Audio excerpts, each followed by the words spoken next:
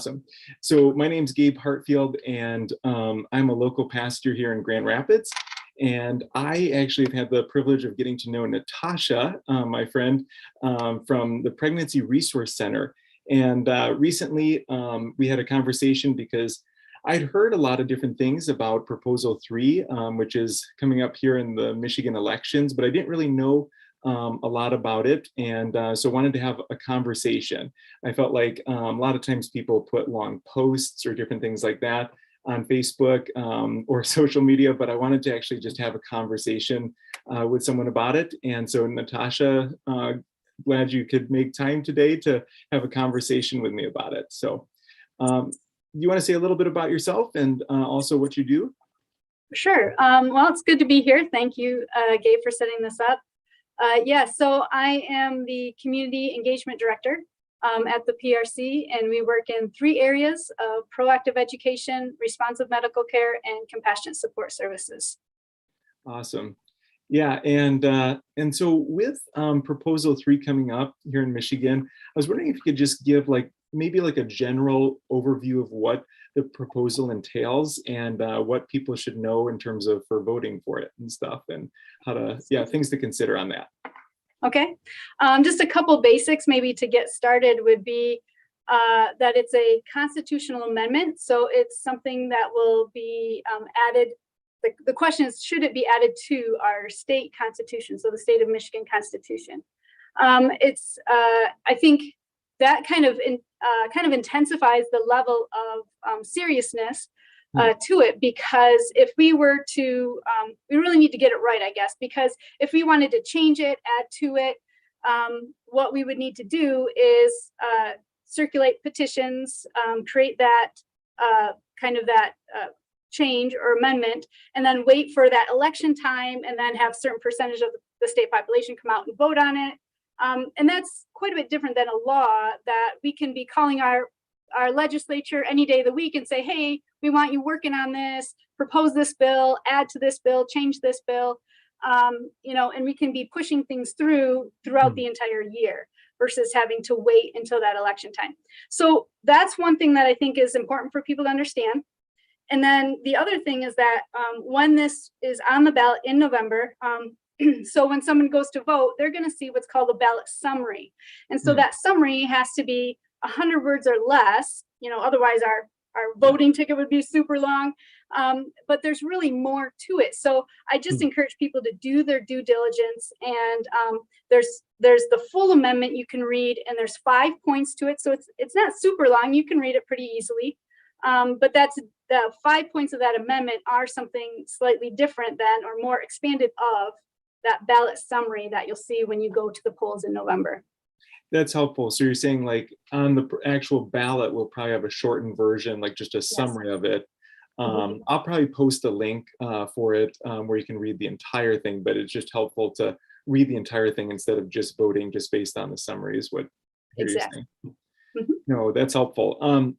I guess when you think about this proposal, I think sometimes it's interesting to think well, how do you talk to people that are on different sides, because in our society, we have people just on totally different sides of the spectrum. And so when we think about somebody who's maybe considers themselves more pro-choice when it comes to voting, how would you respond or talk to somebody about this proposal that's more pro-choice and what to consider when voting for it?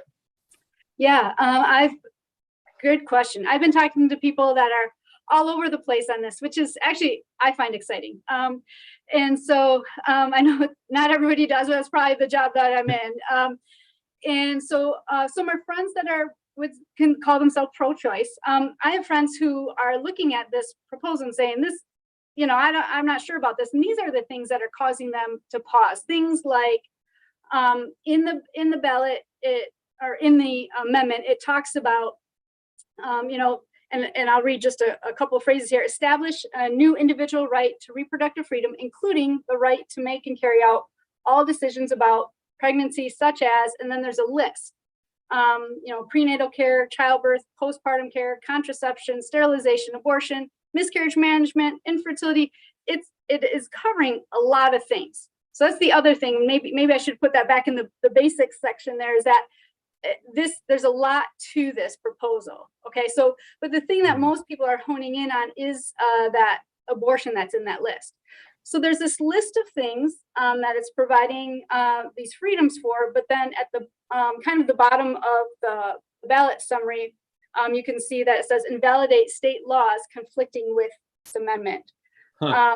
And so when it says invalidating state laws, you know, at first for some that's okay, well that's good because my pro-choice friends would say we don't want to restrict abortion, but there are some regulations to abortion that are good for women.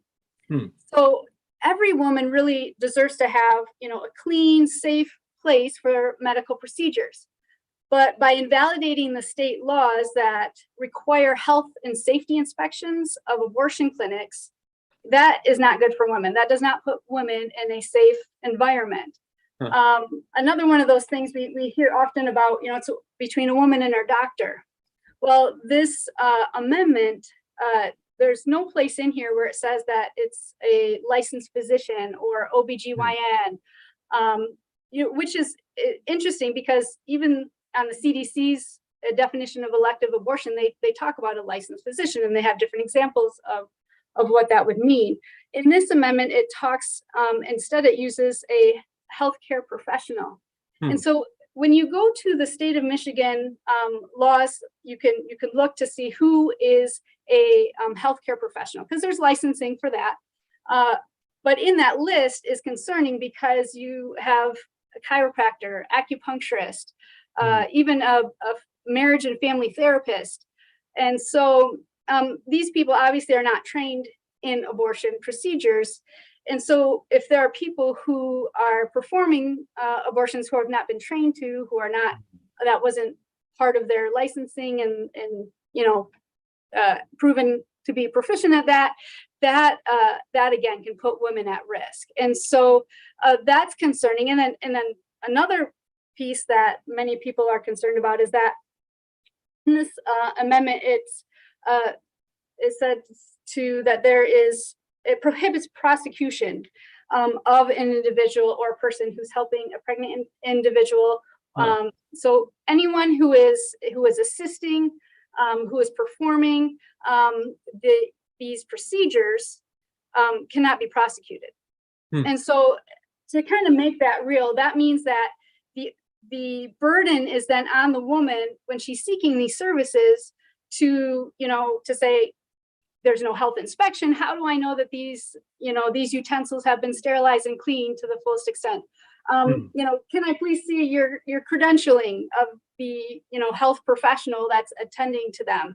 And if something doesn't go right, you know, they don't have there's no legal recourse for that woman to take into consideration. The state shall not penalize, prosecute, or otherwise take adverse action against anyone who's performing this. So for those reasons, I do know many pro-choice people who would call themselves I'm pro-choice, but this is just too much, too extreme.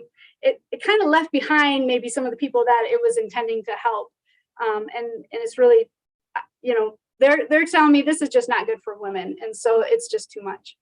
Yeah, I think the language I've heard around this is like some people are saying that it would restore Roe versus Wade, but my understanding is actually this proposal would be above that, like adding more beyond that. Is that accurate?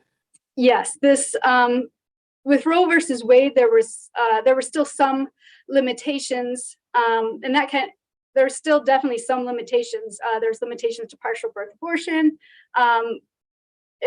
Roe versus Wade was also simply about abortion, and there's a lot more in this amendment, including the sterilization, including contraception. Like I said, that whole list of other things. There's still the other thing with Roe versus Wade is that really was intended for adults as well. So there's some questionable language in this amendment that would extend it beyond just adults also. So this would make Michigan more extreme than any other state in the United States on these issues. Yeah, so if that's more just like how you'd respond in talking with your friends that are pro-choice, like if we switched gears to like maybe more people that would consider themselves pro-life, on that side, how would you address them, or anything you would say to consider as they're thinking about this proposal? Yeah, that's good. I love, make sure we are representing both. So for my pro-life friends, I would say that one thing that they're concerned about is that it would allow for abortion through all 9 months. And someone might say, well, how do you get there? Because there is it, and some people say it's confusing because it will say, that it provides all these freedoms, but it then also says the state can regulate. And so when we get to that portion about the state regulating abortion, it really talks about that it's regulated unless we have the judgment of a healthcare professional who is going to say that it's in, to protect the life and the physical health and the mental health of the individual who's seeking abortion. And so when you put all those together, the judgment of a health professional to protect the mental health of the individual seeking abortion, lawyers will say that that's a truck-sized loophole that, or a loophole you could drive a truck through, that because in real life, what that looks like is, if I'm at 38 weeks and I'm saying, I'm just, I'm tired of being pregnant, I feel nauseous, and I'm worried, once, a couple of weeks from now, like, how am I going to sleep through the night? This is just going to be too much to handle. I'm really stressed out about this. And so in the judgment of the healthcare professional, I'm in mental anguish and my mental health is in jeopardy here because this is too much stress for me to handle. And so, they, in their judgment, can sign that I'm allowed to have an abortion. And again, the state cannot penalize, prosecute, against any of that. And so that's how we get to abortion through all 9 months, including that partial birth abortion, which would be beyond what Roe was for. Yeah, and I think like one of the other things you alluded to a little bit earlier would be like this is something that part of the proposal would make it so like parental consent might not be as much a part of this. Is that my understanding? Yes. And so in this proposal, it uses the word individual, and not that might be so uncommon, but there's no clause that goes with that. So we might, see persons or adults, or we might see individual, but then there's a clause for like, with the exception of those under, age 18, or with the exception of minors or something like that. We don't see that in this amendment. So it says individual, and that's all. And so if you combine that, individual may seek all of these services, abortion, sterilization, contraception, and then you combine that with the invalidate state laws conflicting with this amendment. Well, we have a lot of laws on the books right now that protect minors. Currently in the state of Michigan, parents must be notified and have permission for an abortion procedure. There's all sorts of medical procedures, surgical, giving any type of medicine. So hormonal treatments, any of that would require a parent permission, parent notification to happen. And so those things are really in jeopardy here with this proposal. So, those state laws would come in conflict with this. And because this is the constitutional amendment, it overrides any of those state laws and literally says invalidate state laws that would conflict with that. Currently, a couple other things pertaining to minors, that would mean, currently there's a law in the book saying that staff of schools cannot refer or take a minor to go get an abortion. That state law would be in conflict with this. Yeah, so one of the things too, like I was thinking about with it, and I don't know if this is an exaggeration, so correct me if I'm wrong on this, but I think most of the time in schools, like if a kid needs Motrin or something like that, they have to obtain parental consent, but maybe not, like given what could happen in Proposal 3, that might not be the case for like abortion or different things like that. Exactly, exactly. And that is true. I have a son who, if I dropped off cough medicine and they had to have me sign, I had to spell out what the dosage was, when, and for him to be able to take that. And, but yet, if there's a health professional on site at the school, they could administer, the prescription for a chemical abortion. And there's, if there's no notification, that is required, and that law of school staff not being able to do that, is all those are invalidated. So that, yes, that could very well happen. Yeah. No, I guess so. We've talked about like friends that would be like more on the pro-choice side, and friends that would be more pro-life. What about like, how would you talk with somebody who's like a person of faith, like a Christian? What are some things that maybe they should be thinking about when considering this proposal? Yes, I would say for our friends of faith that kind of getting back to that first command that in Genesis, where God says to multiply and fill the earth, and why is that? Because we're made in the image of God, in our likeness.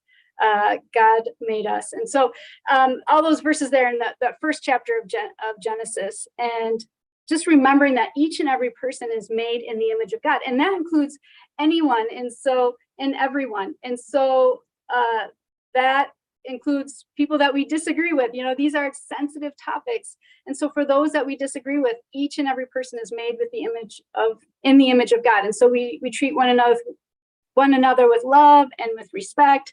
I know we here at the PRC are praying for those who are working in the abortion industry, including our local abortion doctor. We pray for him often, for those who have had abortions or have participated in them.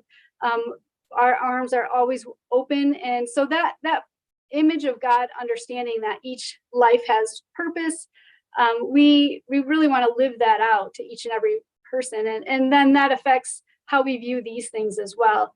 And so yeah No, that's great. And I think like something I've been thinking about too is, if people take the pro-life side seriously, like what are the like consequences of that action? Like what is the cost of that? And how are ways we can not just vote on it, but actually support in other ways beyond that? So just if there's any thoughts you had to share on that too. Well, I loved how you put that. What is the cost of that? People are messy. It's not easy being in relationship with people. So there is a cost. It's can be some hard work, and it takes energy, and it takes sensitivity, and to walk with people through life. And we need that from one another, and we want to extend that. And so we, at PRC, if we can value each and every person, starting in the first 9 months, that kind of helps as we walk with them throughout life. And for us, really, the C is one of those places where we have a 55,000 square foot facility, that we have a giant warehouse and a beautiful boutique that people can shop in. That really, it's just so lovely. And, we really want to provide dignity to each person that we come in contact with. And so we offer, the diapers and formula and parenting classes. And so we walk with people as well, from the moment that they might not even be thinking about this, to the moment that, oh my goodness, I need some medical services. And so we're there. And then if they choose to carry a pregnancy. So life is through, and we see that valuing of life, and really honoring the dignity of humanity in each step along the way. I love that, and what you're doing at the PRC, the Pregnancy Resource Center. And I know our church has been committed to also foster care and different ways to help support and walk through difficult situations where women might be in more delicate and vulnerable spots in life, and how to support them, and not just make it a vote, but actually do other things with that. So anyways, thank you so much, Natasha, for sharing and for having this conversation with me. I'll post some of the links that you mentioned and just really appreciate it. So thank you. Thank you so much, Gabe.